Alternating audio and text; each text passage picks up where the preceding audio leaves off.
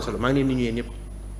d'accord fi ñuy dooree tey moo nekk li nga xam ne réforme de l'État. fonction république fonction publique excusez-moi Sonko dénonce les fortunes suspectées. Devenir milliardaire dans l'administration ce n'est pas honnête. wax na ko salaire rek mun laa may li nga xam ne moo nekk salaire rek permettre kenn dund. foofu moom na ma premier ministre bal mais il passe complètement à côté moom mu fàtte ne c'était un administrateur civil attention moomoo pour man li premier ministre wax foofu am na ci njumte bu rëy xam naa nag angle bi muy waxee.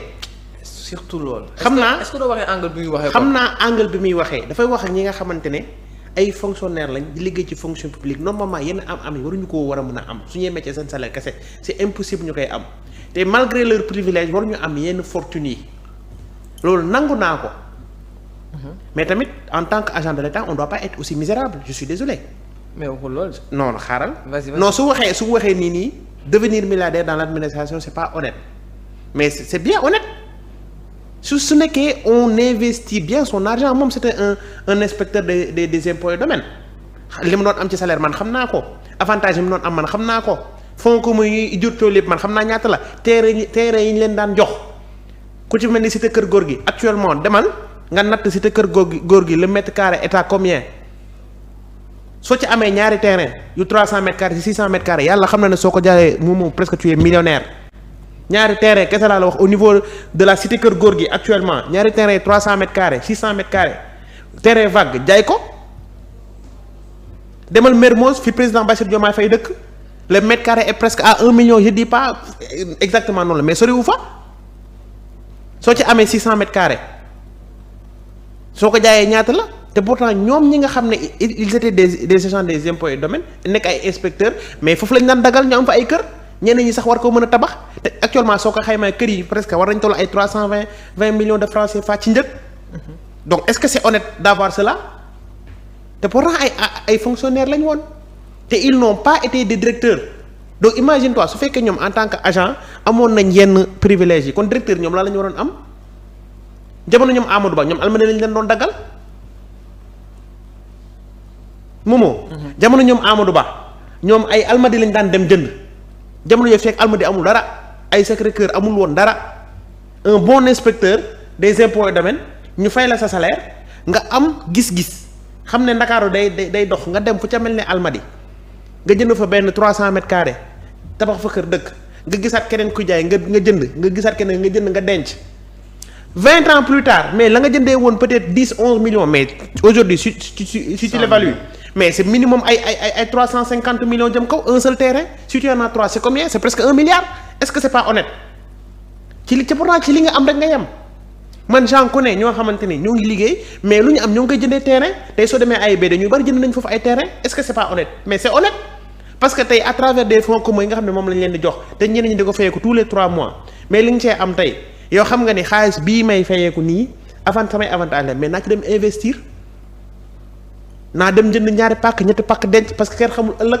dinaa ko mën a soxla su ma amee jafe-jafe ma jaay ko am fu ma dugal sama xaalis mais tey suñu demee ba ñaan nañ ko yàlla côté AIBD mu nekk zone boo xamante ne ay métropole yu mag ñoo fay ñëw installé wu fa mu nekk vraiment zone boo xam dafa am attractivité mais le mètre carré va augmenter li nga xam ne da nga ko jëndee woon 2 millions mais tu peux revendre ça à 50-60 millions su fi nekk nga koo xam ne xër nga wala xam nga ne zone bi bu baax la nga profiter fa jënd fa ay suuf su bari parce que xam naa ña nga xam ne ñoo ngi ca diwaan boobu ñoo ñenn ñi parce que litige foncier dafa amoon ñenn ñi ils en ont profité pour vendre le terrain su fekkee yow carrément xam nga ni mbir mi day réglé wu nga profité woon jënd fa les terrains que l'on vendait à 750 000 800 000 nga am benn 7 millions nga jënd fa 10 terrains te terrains yi 20 sur 20 la.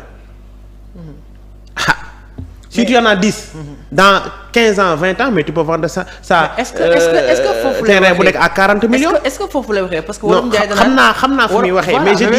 mais je dis xam nga mais je me dis mais kaddu yi man mënu ma koo rafetlu parce que moom c'était un ancien fonctionnaire. mais kaddu yi mais boo xam tax nga wax a rafetlu nga fekkee damaa jum nga wax ma. yow. xam nga bu baax ma.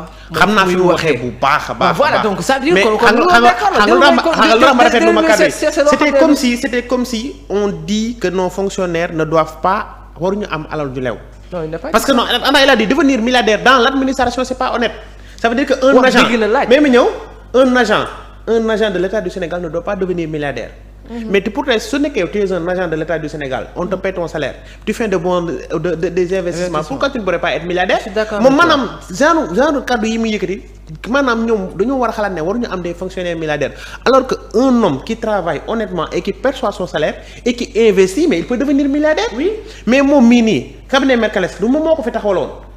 parce que boobu am na ay jafe-jafe ak wàllum yoon ak état bi ba ñu génnee ko ca moom wax na ni li tax sénégalais yi ba toppoon ko mais dafa ne liggéey naa daanaka fukki at ak juróom-ñaar impôt et domaine amul dara lu mu fa mës a jël parce que c'était son honnêteté te pourtant amoon na tentation parce que ay nit xëy na nañ ko ñëw di ko jox ay maletu 30 millions 40 millions 50 millions mais am na ñu mel ni ñoom ñu mel ni moom nekkoon ci fonction publique nekkoon ay inspecteurs ni moom wala nekk na ay inspecteurs ni moom di am avantage yi mu am na ñoo xam ne sax ñoo ko ëppalee ndax ay directeurs lañ jamono ji avantage day gën a yokk mais tey su nekkee yow am nga possibilité investir yem ci salaire kepp mais dans 2 ans 3 ans yàggoo koo ci retraite wala actuellement yaa ngi ci 10 ans dans 10 ans da ngay àgg retraite mais pendant yow ñaata année pendant plus de 25 ans yaa ngi exercer la même fonction que Ousmane Sonko pendant 25 ans exercer nga ko nga dem ba nekk directeur am avantage yu ëpp yu Ousmane Sonko am te nga yem ci sa salaire donc ngay def ay investissement mais tu peux devenir milliardaire parce que fi Ousmane Sonko kër yow am nga fa kër.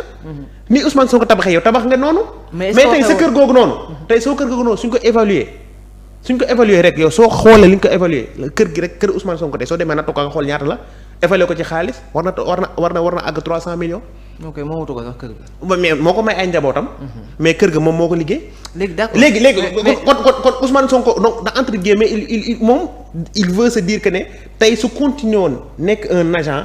de la fonction publique tey il pourrait devenir milliardaire tu sais pourquoi parce que peut-être ak dayoom mënoon na ne nekk directeur te soo nekkee directeur c'est avantage dafay gën a yokku xëy na dina am terrain yoo xam ne état bi dana la ko may parce que tey sa fonction moo la koy permettre terrain yooyu soo ci amee ñaar ba ñett bu ci nekk nga am ko fu stratégique fu ca mel ni ay gàddaay ak problème ñu doon dégg ak Géejawaay foofu dina am na directeur yu bari fa lañ leen jox suuf mais tey su nekkee dañ la cee jox benn ñaar fu ñu xotti tey suuf ñu ne leen waa impôt yi demee nañ leen a jox mbuurkaan ñu jox la gàddaay ñu jox la aéroport ñu jox la terrain yooyu nag terrain yoo xam ne ñoom ñoo ko moom parce que dañ ne ñoom loolu seen liggéey dafa am loo xam ne yoon moo leen ko may comme privilège léegi fu nekk nga am fa loolu lépp soo ko xaymaa ñu ne la ci wàllum am war na mat 500 millions est-ce que c'est pas honnête dans l'exercice de tes fonctions nga ko amee sa position yow sàccoo fenoo sa position tey moo la ko permettre moom man li ma sañoon sama sañ bokk ni ma ko waxee dafa waroon gën a leeral.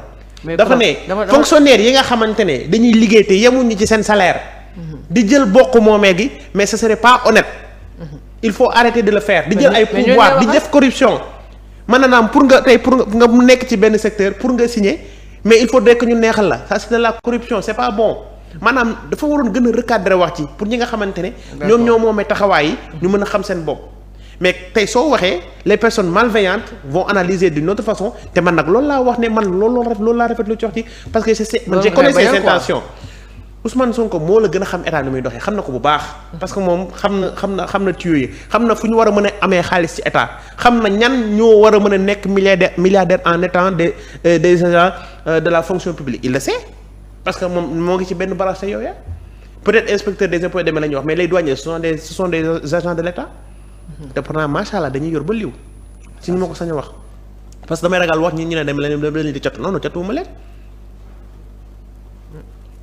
moom man je sais qu'il dénonce cette malhonnêteté qu'ont certains agents de la fonction publique di profiter ci seen position di jël ak di am loo xam ne moomuñu ko ça je le sais bien mais su ma sañoon moom en tant que kilifa te comme que ay fonctionnaires am ay éléments la doon wax parce que c'est lui qui gouverne entre guillemets parce que c'est lui qui coordonne l'action du gouvernement donc fonctionnaires yooyu yëpp moom daanaka moo leen téye ci ay loxom sooy wax ak say subalternes pour man il faut les encourager un peu plus à travailler et avoir son gagne-pain honnêtement que de pouvoir profiter quand même des largesses de l'État pour que ngay jéem a am ak wut loo xamante ne mais du la lew parce que tey su nekkee da nga war a defal nit dara nga koy ngay xaar mu lay soudoyer wala ngay xaar ay avantages ci mbiram mais ça c'est pas du tout honnête surtout que c'était dans un cadre ba nga xamante ne ils étaient en train de présenter le plan de redressement au niveau des fonctionnaires de l'État d'accord pour man da leen waroon gën a dànkaafu ci liggéey gën leen a ñaax ci liggéey. que mu leen di voilà quoi parce que am na ñoo xamante ni il pourrait quand même se sentir visé par ses propos. te moom mii man gëm naa ne su continuer nekk un agent de la fonction publique avant sa retraite suñu calculer ay am lépp mu am ko ci yoon de waxuma ne day jël de mu am ko ci yoon kese yàlla nattoon ko hiérarchie am gën a yokk bu mu mënta nekk directeur mais si il a tous les privilèges qu'il faut mais il pourrait être milliardaire ah parce que corps bi mu bokk peut-être moom moo bindoo noo xam ne mais dañ lay beral loxo ci yu bari. doy na waaye en tout cas daal man daal xam naa ñu muy waxal. ñi muy wax xam naa ko. koroog laay wër. ba gis benn immeuble man laaj ko xamoo ñun ma diw moo xamoo. en tout cas li ma la wax leer na. inspecteur des impôts domaines yi. surtout ñi nekk domaine. ma ne diw lan la liggéey ci réew ba am lii. dama ne la ñi nekk domaine. waxuma la ñi nekk impôt de ñi nekk domaine rek laa wax maanaam ñi gën a focaliser ci suuf. ñoo bokk nañ ci ñëpp xaalis Sénégal. mais kii liggéeyul si suuf de ki may wax nii. c'est xam nga ko liggéeyul si suuf. xam naa ko man. waaw xam nga ko bu baax a baax. Fall immeuble bi moom si ay fa la dëkk 15 xaw ma 17 ñu ni moo ko moom ma toog ma ne waa kii. fa la dëkk. ah fa la dëkk. immeuble bi daal moo ngi côté yi daal. moom fa la dëkk kii ko moom fa la dëkk. kooku moom fu mu dëkk. na xaw ma fu mu dëkk de wax dëgg yàlla xaw ma fu mu dëkk. ah xam nga ban région la cosaanoo. en tout cas daal sonal na trop nguur gi fi nekk. sonal na leen nii. waaw sonal na leen. day politique. waaw mun nañu wax ne léegi day politique de dugg na si politique bi de mais nekkoon politicien mais fu mu toll nii xam nga moom ñu nekkoon beneen camp yëpp. dañuy dugg en tout cas daal fu mu toll nii daal moo ngi politique. mais c'est comme ça yàlla. mais immeuble. mais gis nga immeuble bi est-ce que. gisuma mais en tout cas daal xam naa ñu nekkoon. yaa ngi ko yóbbu ba dem su ma demee ne la immeuble bi diw moo ko moom. maa ngi doon comprendre la moo tax président ne OFNAC moom. nañ ko rajaxe indi ay preuve yi parce que preuve la ñu war a Sénégal xam nga preuve à l'appui maanaam salaire dii la. ñu xool maanaam su dund ndax yow salaire bu ma ko mel noonu. loi sur les lanceurs d'alerte. man voté nañ ko léegi kii ko de. kon kii boo kër googu noonu maa ngi yow nañ commencé enquête yi. dem enquête yi. am papier yi. du kër bàyyi wax kër. immeuble. gàncax bu la bu ngande bu pataa souterrain. lay wax nii. Fall mais bul xam kañ la ko commencé tabax ah peut-être que premier salaire moom la jëndee suuf soosu on sait pas. des fois man damay bëgg di rafet njort daal parce que j'aime pas trop njort rek man daal waxuma ne fu mu ko amee fu mu ko amul de. mais dama ne pataara daal. kañ bi ñëwee ma demal moo am nganda maama immeuble fee moom laa ne moom lépp. bu nekk koo xam. waaw man xaw ma ne journaliste am na nii xaalis de. yow journaliste ak homme des affaires man xam nga ñoo nekk homme des affaires sax. dañ dem si Moustapha Diakhaté yow moom demoon nga fa. tey fa laa jóge sànq de. nuyu nga ma ko. ñun dinañ waxtaan nañ ba papa. du ma la waxoon ci si plateau yi pour nga waxal ma ko ba wax nga ko. kan ci paa bi calme tuuti non incha allah di nga am occasion. moom kañ. bu ginnaaw suba rek incha allah dina fa teew. dina fi ñëw xëy à son habitude paa bi fa ñëwul bàyyi. wax nga dëgg de mais mooy paa bi man dama yaakaar day wàññi ndekete wàññiwul de. man parce que man ay voyou laa fi dégg ak yeneen noonu voyou assassin. xam nga Moustapha Diakhaté se décerne sur le commissaire du port et le président Faye. xam nga du bàyyi. xam nga paa bi pour ñi ko seetaan.